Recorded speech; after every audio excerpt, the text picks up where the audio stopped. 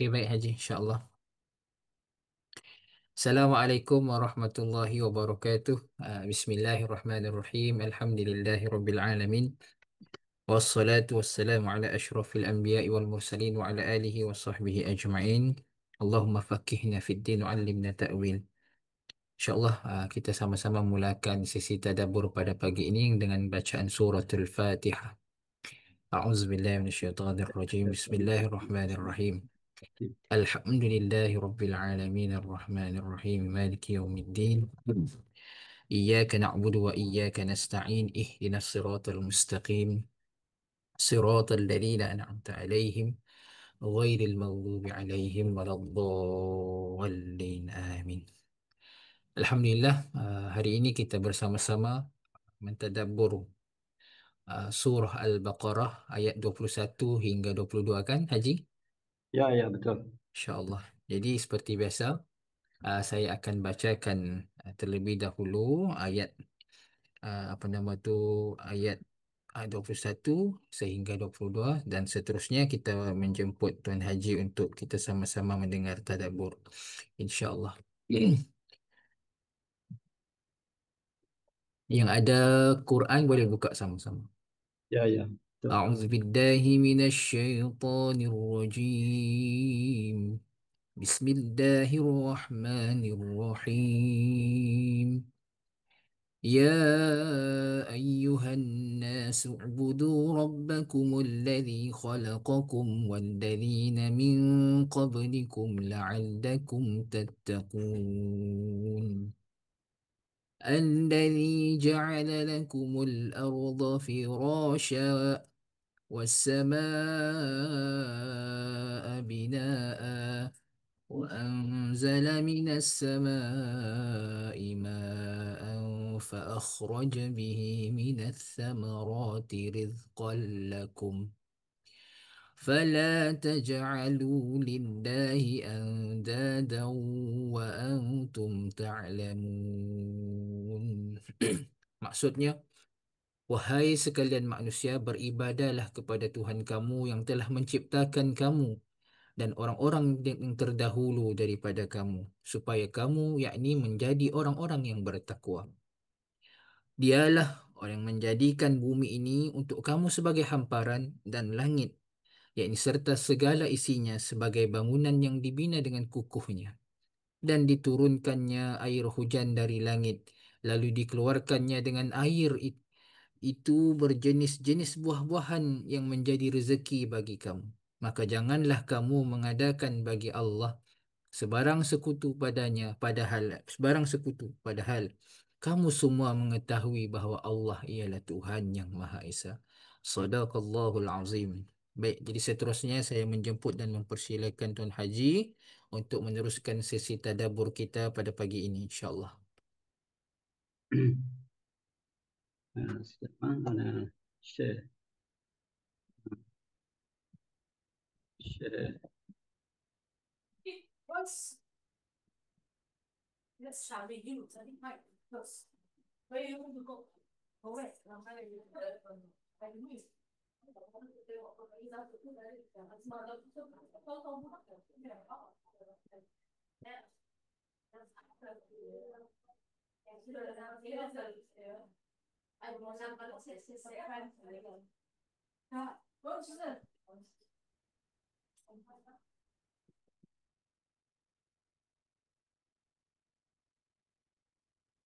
Okey. Bismillahirrahmanirrahim. Alhamdulillah Rabbil Alamin.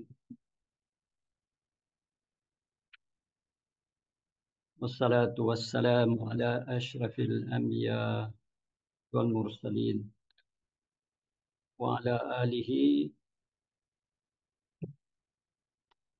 sahbihi ajma'in. Ikhwah dan akhwat yang dirahmati Allah. Boleh dengar? Alhamdulillah, jelas Haji. Jelas, okey. Jadi ana diamanahkan untuk menyampaikan tadabbur daripada ayat 21 hingga 22 dari surah Al-Baqarah.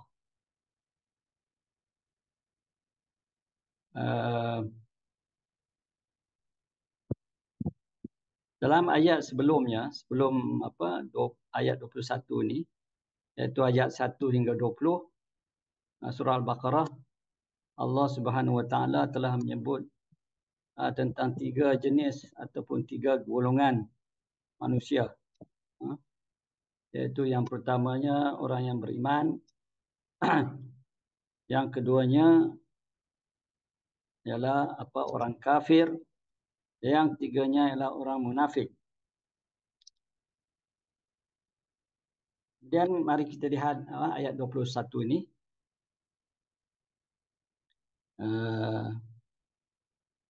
Apa yang kita akan lihat makna terjemahan ayat ini, insyaAllah. Ana akan baca sekali lagi. A'udzubillahi minasyaitonirrajim. Ya ayyuhan nasu ubudu rabbakum alladhi khalaqakum walladhina min qablikum la'allakum tattaqun.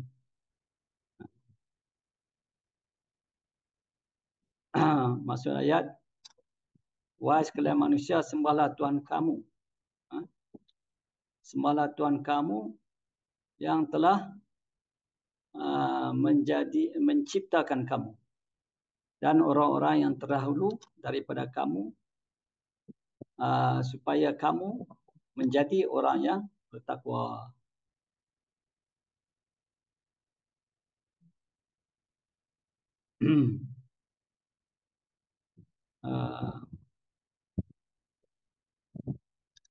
Jadi mari kita lihat satu persatu ayat ini.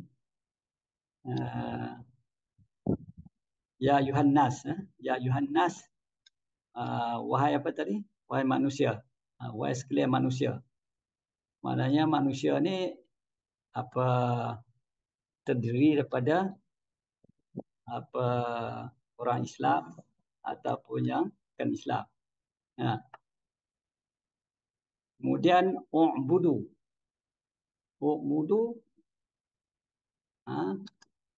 adalah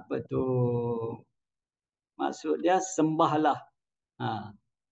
U'budu ni kalau yang belajar Arab sikit-sikit tu, dia daripada kata perbuatan fi'il amar. U'budu ni sembahlah. Allah merintahkan kita sembah. Kemudian apa lagi perkataannya? Rabbukum khalaqakum. Khalaqakum ni maksud dia ialah yang telah menciptakan kamu. Ciptakan kamu. Cipta ni maksudnya mengadakan sesuatu daripada tiada. Kalau menjadikan, ja'ala lakum, kalau kita lihat dalam Quran, kalau ja'ala tu menjadikan, mana kata benda tu yang dah ada, Allah Ta'ala jadikan. Lebih kurang macam itulah. Kemudian tattaqun, katanya akhir tattaqun, la'allakum, agar kamu menjadi orang yang bertakwa. Apa yang kita faham tentang takwa ini? Takwa ialah memelihara diri, dari kemurkaan Allah Subhanahu Wa Taala dengan melaksanakan perintah Allah dan meninggalkan larangannya.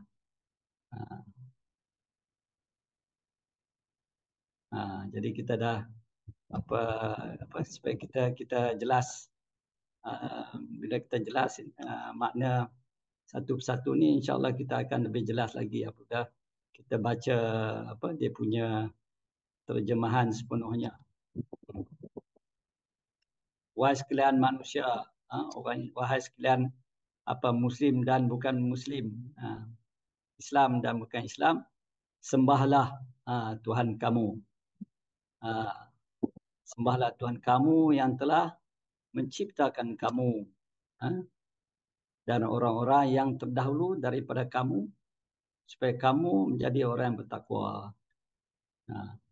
Kata yang penting di sini pertama ialah sembah. Sembahlah Tuhan kamu. Jadi Allah Subhanahu Wa Taala merintahkan seluruh manusia, termasuk musyrikin Mekah, agar mereka menyembah Allah Subhanahu Wa Taala, tunduk dan taat kepadanya, mengesahkan Allah serta beribadah kepadanya, dan meninggalkan penyembahan berhala-berhala dan tuhan-tuhan dulu yang mereka sembah. Jadi mari kita lihat sikit apa yang dimaksudkan dengan sembah ni, yang Allah Ta'ala suruh kita buat ni. Sembahlah Allah. Jadi sembah Allah ini, apa yang saya faham, terdiri daripada dua perkara utama. Ataupun tiga lah jika kita masukkan perkara ihsan. Tapi saya nak tumpukan pada yang dua perkara ini, iaitu yang pertamanya ialah percaya, sembah ni percaya atau beriman kepada Tuhan Allah Subhanahu Wa Taala. Dan yang keduanya ialah taat kepada Allah Subhanahu Wa Taala. Ini dua perkara utama yang ada dalam dalam perkataan sembah Allah ni. Ataupun senang cerita yang pertama tu beriman dengan Allah Subhanahu Wa Taala, percaya dengan Allah tu ianya berkaitan dengan rukun iman yang 6, dan juga taat kepada Allah tu berkaitan dengan rukun Islam yang 5. Okay, cuma di sini saya nak huraikan sikit apa yang dimaksudkan dengan percaya ataupun beriman dengan Allah Subhanahu Wa Taala. Karena ini merupakan satu perkara yang sangat penting dalam kita memahami perkataan beriman ataupun percaya dengan Allah, dan juga ianya juga dapat membantu kita memberi penjelasan tentang Islam kepada orang yang bukan Islam. Yang pertamanya, maksud dengan percaya ataupun beriman dengan Allah Subhanahu Wa Taala ialah pertamanya percaya bahawa Tuhan Allah Subhanahu Wa Taala itu ada ataupun wujud dalam bahasa Arabnya. Ada dia tak matilah. Yang kedua, percaya bahawa Tuhan Allah itu satu, satu-satunya yang disembah. Dan yang ketiganya ialah percaya bahawa Tuhan Allah itu tiada sekutu. Tiada sekutu. Jadi inilah tiga elemen yang perlu ada dalam kita percaya ataupun beriman dengan Allah Subhanahu Wa Taala. Kemudian mungkin ada yang tertanya, mengapa kita perlu menyembah Allah? Mengapa sembah Allah? Itu soalan yang ada pada sebahagian pada manusia. Jawapannya yang pertama ialah Allah Subhanahu Wa Taala adalah pencipta ataupun yang menciptakan manusia, termasuklah kita. Ha? Ha. Dan Allah Subhanahu Wa Taala juga merupakan pencipta yang menciptakan datuk nenek moyang kita. Ha.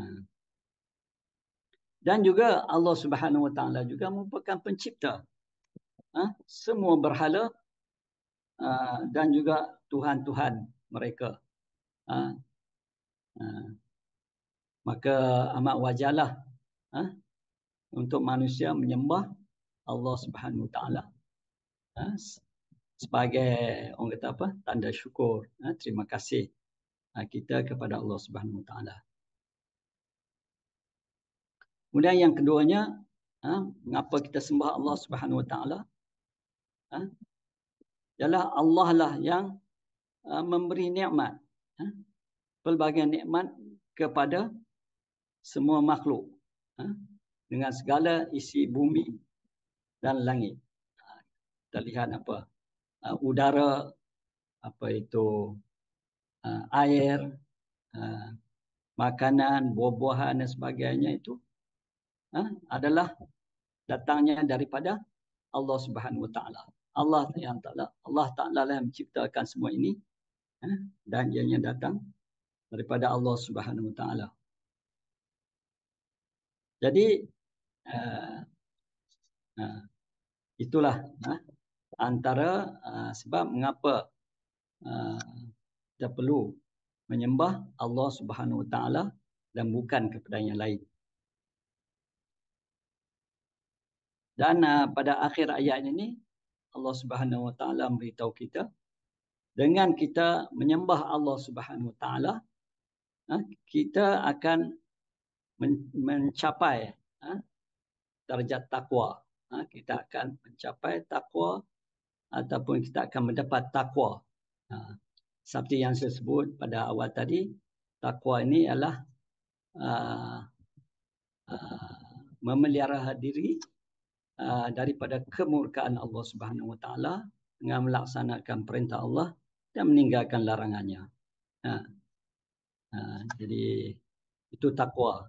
Jadi orang bertakwa ni orang yang inilah yang memelihara diri mereka daripada kemurkaan Allah.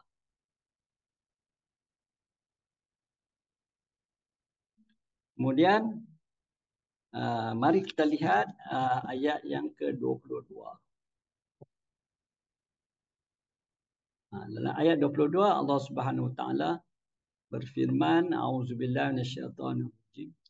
Allazi ja'ala lakumul arda firasha was samaa'a binaa'a wa anzala minas samaa'i ma'an wa anzala minas samaa'i ma'an fa akhraja bihi minas samarati rizqan lakum fala taj'alu lillahi andadan wa antum ta'lamun. Maksud ayat, dialah yang menjadikan bumi ini untuk kamu sebagai hamparan, dan langit serta segala isinya sebagai atap yang dibina dengan kukuhnya, dan diturunkannya air hujan dari langit, lalu Allah Ta'ala hasilkan dengan air itu buah-buahan yang menjadi rezeki bagi kamu. Oleh itu, janganlah kamu mengadakan sekutu-sekutu bagi Allah. Padahal kamu mengetahui Allah itu ialah Tuhan yang Maha Esa. Dalam ayat ini, apa yang kita boleh fahami, fikirkan, ialah Allah Subhanahu Wa Taala memberitahu kita bahawa Allah Subhanahu Wa Taala telah menjadikan bumi ini. Bumi ini rata, bumi ini mendatar ataupun terhampar untuk menjadi tempat tinggal bagi manusia, binatang, sebagainya.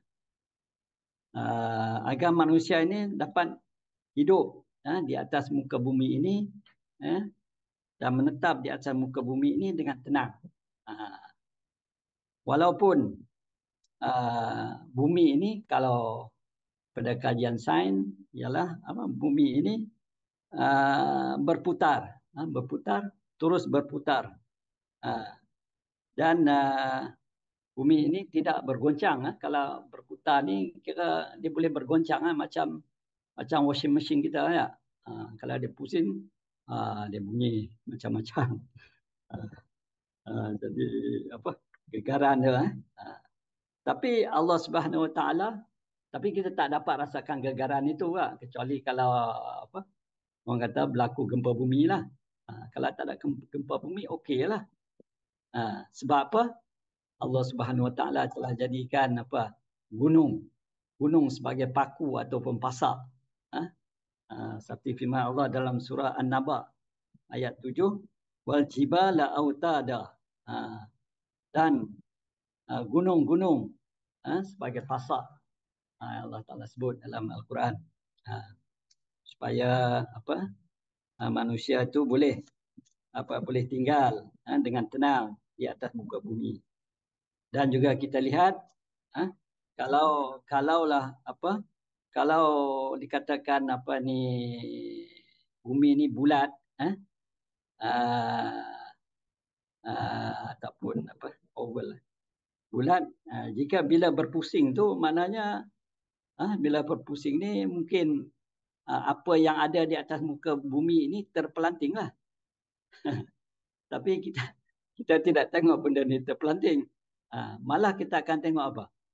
Pokok buah yang masak tu dia akan terbang ke langit ataupun dia akan jatuh ke bumi. Kita dapat lihat buah daripada pokok tu yang masak tu akan jatuh ke bumi. Sebabkan Allah Ta'ala jadikan gravity satu tarikan ke bumi dengan kadar yang sesuai, di mana buah-buahan itu akan jatuh ke bumi. Kalau tak jatuh ke bumi, kita tak boleh makan lah.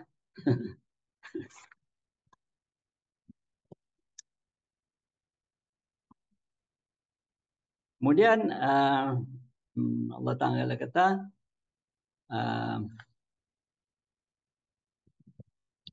dan langit sebagai atap yang dibina dengan kukuhnya. Langit serta isinya. Langit itu pun ada isi dia. Kita tak tahu. Kita beriman dengan apa yang Al-Quran beritahu. Kemudian Allah Subhanahu Wa Taala menjadikan langit sebagai atap yang menaungi bumi. Jadi kita boleh umpamakan langit ni sebagai payung ataupun lapisan kepada payung lapisan kepada dia. Banyak yang kita pernah dengar ialah sinaran-sinaran yang datang daripada atas. Ada sinaran-sinaran ni yang jika terdedah pada manusia akan membahayakan manusia. Tapi itulah langit Allah Ta'ala jadikan untuk menjadi payung, memberi perlindungan kepada manusia. Kemudian kita juga tahu ada satu kajian sains, dia kata beberapa kilometer daripada bumi ni, langit saya pun lupa dah berapa dia punya jarak dia.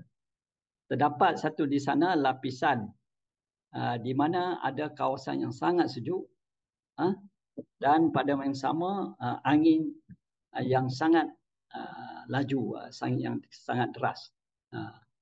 Tapi semua ini tak kenal kita lah. Sebab kita ada langit, langit yang melindungi kita daripada semua ini. Kemudian kita dapat lihat juga langit ini Allah Ta'ala jadikan tanpa tiang. Macam mana langit itu dapat berdiri.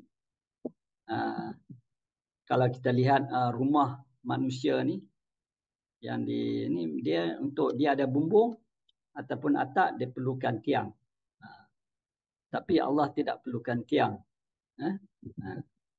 Inilah kehebatan Allah Subhanahu Wa Taala. Kemudian selepas Allah Subhanahu Wa Taala beritahu tentang langit, untuk kita berfikir tentang langit, tadabbur tentang langit, Allah Taala bagi tahu pula, Allah Taala turunkan air hujan dari langit. Air hujan dari langit. Kita boleh tadabburkanlah air hujan ini, bagaimana Allah Taala jadikan ianya bermula daripada laut. Air laut yang masin itu akan menyerap ke atas, disebabkan daripada antaranya ialah daripada cahaya matahari naik ke atas menjadi awan. Kemudian awan ini akan turun menjadi hujan. Kita lihat bagaimana air laut yang masin itu telah menjadi air yang tidak masin. Kalau masin juga matilah kita. Jadi Allah Ta'ala turunkan air yang tawar, yang tidak lagi masin. Kemudian kita lihat daripada air ini, daripada air hujan ini, apa kita lihat? Kita lihat tumbuh-tumbuhan, tanaman-tanaman, rumput-rumput menjadi hidup setelah sebelumnya mungkin mati ataupun kering. Jadi akan daripada air ini dengan yang lain akan ianya tanaman itu akan mengeluarkan buah-buahan, dan buah-buahan yang menjadi rezeki bagi manusia. In fact, hujan ini juga dia berperanan sebagai mencuci udara yang tercemar. Kemudian jadi inilah nikmat yang Allah Taala kurniakan kepada kita. Tadi ayat yang pertama tadi Allah Taala suruh kita sembah dia, sembah Allah.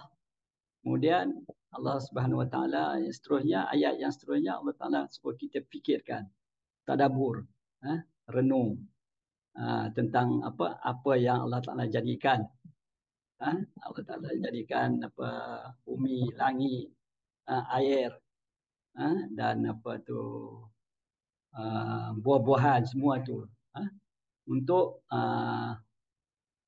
semua untuk kegunaan kita. Jadi sepatutnya kita berterima kasihlah, bersyukur kepada Allah Subhanahu Wa Taala atas pemberian Allah Subhanahu Wa Taala. Seterusnya ayat ini mengatakan, janganlah kamu mengadakan sekutu-sekutu bagi Allah, padahal kamu mengetahui bahawa Allah ialah Tuhan yang Maha Esa. Kamu tahu yang awal tadi kita dah percaya bahawa Allah itu satu. Allah itu ada, Allah itu satu dan tiada sekutu. Jadi mengapa kita mengadakan sekutu-sekutu bagi Allah Subhanahu Wa Taala? Jadi di sini saya rasa kita cuba fahami sikit apa yang dimaksudkan sekutu-sekutu bagi Allah, ataupun dalam bahasa Arabnya mengadakan mensyirikkan Allah Subhanahu Wa Taala.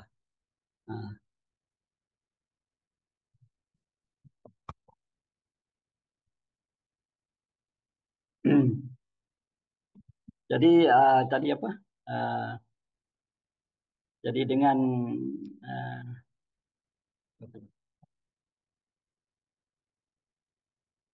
kita kata tadi, zat yang Allah Subhanahu Wa Taala yang telah menciptakan manusia, kemudiannya memberi manusia pelbagai rezeki, kemudian menciptakan langit dan bumi untuk manusia semua ini, maka adalah layak untuk uh, adalah layak untuk manusia menyembah Allah, mengagungkan Allah dan tunduk kepada Allah Subhanahu Wa Taala. Oleh itu tidak patut ataupun tidak wajar bagi manusia mengambil makhluk-makhluk yang lemah untuk dijadikan sekutu Allah Subhanahu. Baik berupa berhala maupun manusia. Sebab apa kita tengok berhala ataupun manusia ini, mereka ini tidak memberi rezeki pun kepada kita yang hakikat yang sebenarnya. Dan mereka ini juga tidak dapat memberi manfaat pada diri mereka dan juga tidak dapat menolak mudarat dari mereka.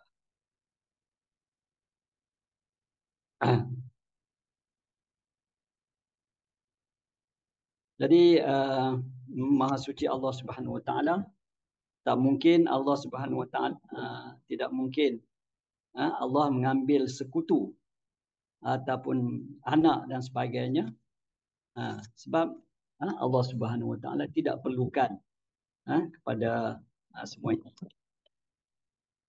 Jadi zat yang memiliki kekuasaan yang hakiki, itulah satu-satunya zat yang patut ditaati dan disembah. Adapun perbuatan kaum musyrikin yang menjadikan berhala sebagai sekutu Allah, demikian juga perbuatan ahli kitab yang menjadikan pendeta-pendeta mereka, dia orang punya ulama-ulama dia orang sebagai Tuhan. Macam mana tu? Kalau kaum musyrikin ni, dia orang menganggap berhala-berhala tu sebagai perantara kepada Allah, perantara untuk mendekatkan diri mereka kepada Allah. Dan manakala ahli kitab ini, mereka ini bertindak menghalalkan yang haram dan sebaliknya, yang haram menjadi halal. Jadi perbuatan kaum musyrikin jika menganggap berhala ni sebagai perantara, dan juga ahli kitab sebagai pendeta ni sebagai Tuhan mereka yang memberi hukum, sebenarnya adalah bohong dan dusta. Dan dikatakan bahawa semua manusia ini, mereka bersepakat bahawa yang mencipta dan yang memberi rezeki adalah Allah Subhanahu Wa Taala. Bagaimana kita tahu ini? Daripada surah Al-Ankabut ayat 61, Allah Subhanahu Wa Taala berfirman, A'udzubillahi minasyaitonir rajim, wa in sa'altahum man khalaqas samawati wal ard wa sakhkhara asy-syamsa wal qamar la yaqulunna Allah fa anna yufakun. Maksud ayat, dan jika engkau bertanya kepada mereka, siapakah yang menciptakan langit dan bumi serta menundukkan matahari dan bulan? Mereka menjawab, Allah. Maka mengapa mereka dapat dipalingkan dari kebenaran?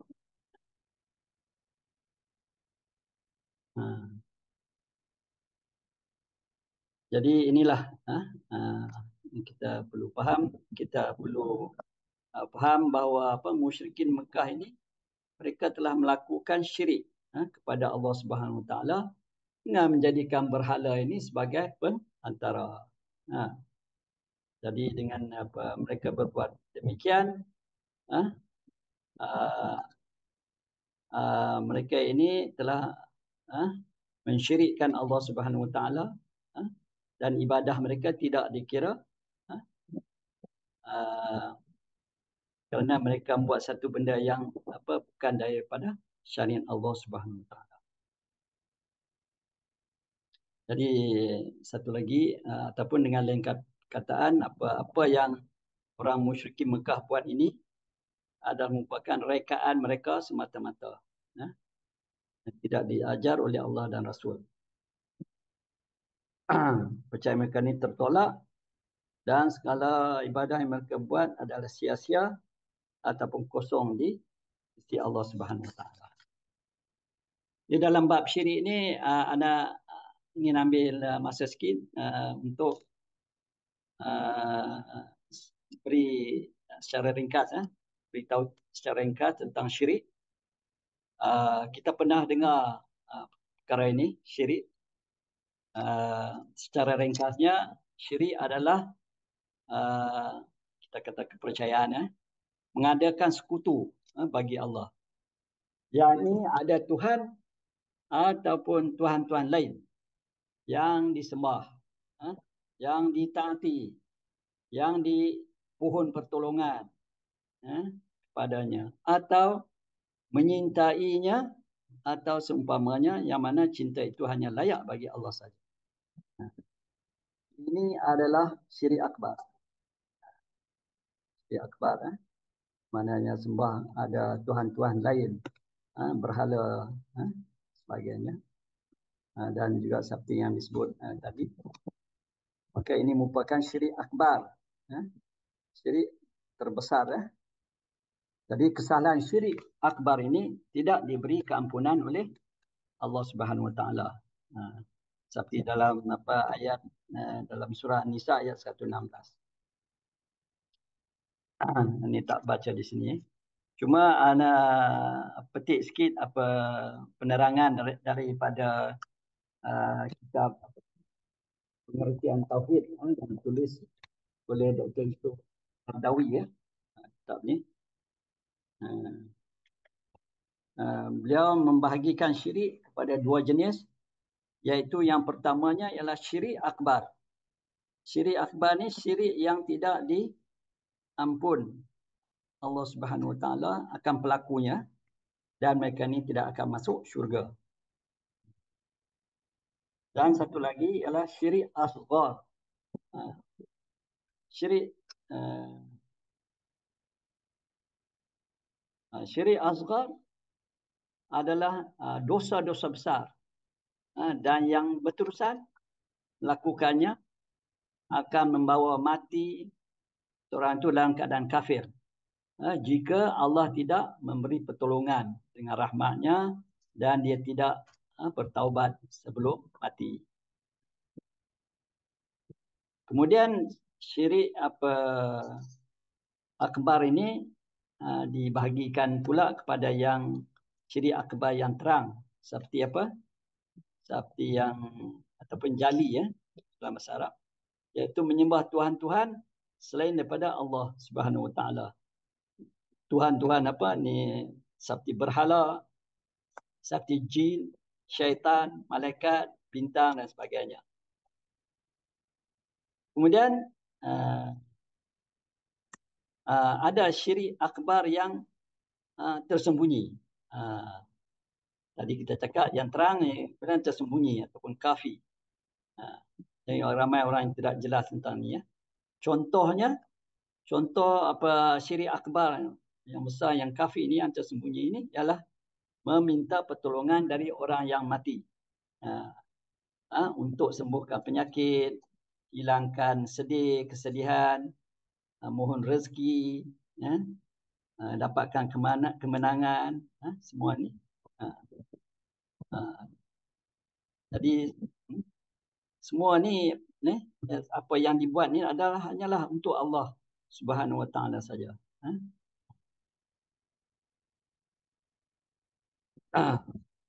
Dan di samping itu dia juga meyakini, beriktikad bahawa yang dia minta pertolongan daripada orang mati ni boleh memberi manfaat dan juga mudarat. Dan juga disebutkan pada awal tadi, iaitu menjadikan mereka ni orang ni mati semua ni perantaraan mereka sebagai perantaraan ah, antara manusia dengan Allah.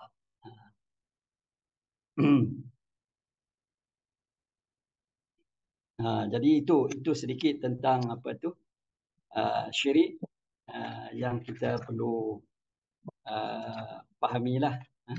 Mungkin kita perlu satu sesi mungkin yang akan datang cari orang yang pakar dalam bidang ni untuk menyampaikan tajuk syirik ni supaya kita dapat faham dan hindarkan diri kita daripada melakukan syirik. Fact dalam dalam doa makturat kita pun ada baca mohon pada Allah Subhanahu Wa Taala jauhkan kita daripada melakukan syirik yang kita tahu dan yang kita tidak sedar. Jadi uh, itu saja daripada saya pada pagi ini.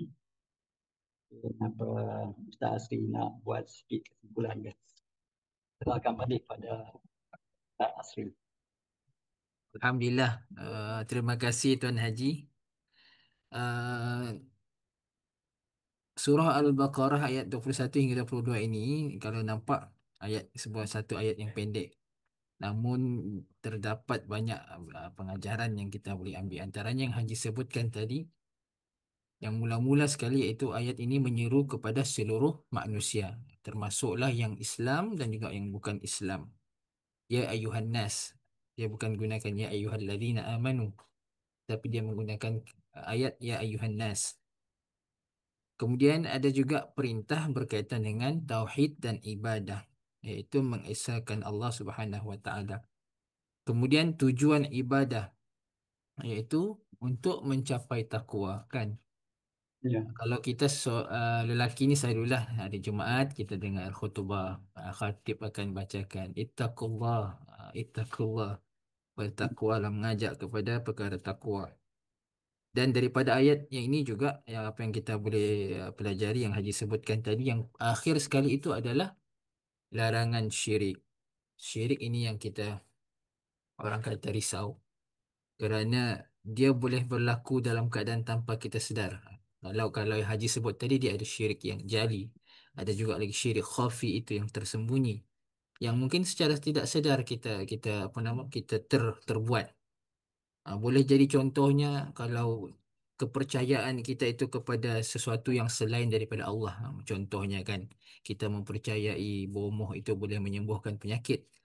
Sedangkan itu semuanya Allah yang menyembuhkan penyakit. Jadi itu pun salah satu benda-benda yang boleh mendatangkan ataupun mendekatkan diri kepada syirik yang kita tanpa yang kita sedari, insya-Allah.